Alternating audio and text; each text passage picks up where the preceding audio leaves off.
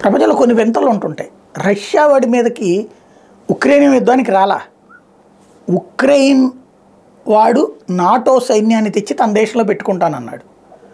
పెట్టుకుంటే భవిష్యత్తులో తనకు ప్రమాదం అని భావించి ముందుగానే వచ్చి దాన్ని నాశనం చేసేస్తుంది రష్యా. అంటే తన భద్రత మీద అంత సీరియస్నెస్ ఉంది.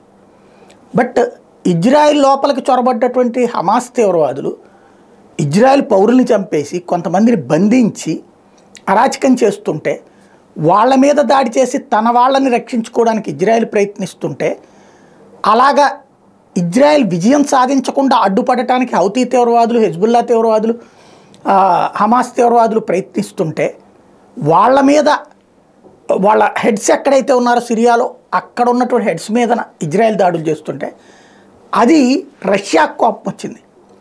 సిరియా మీద దాడికి రష్యా ఖండించింది. సిరియాలో రష్యా ఆధిపత్యంలో ఉండేటటువంటి ప్రాంతంలో ఈ దాడి జరిగింది. అంటే అక్కడ తలా కొంత భూభాగం వాళ్ళ చేతుల్లో ఉందన్నమాట.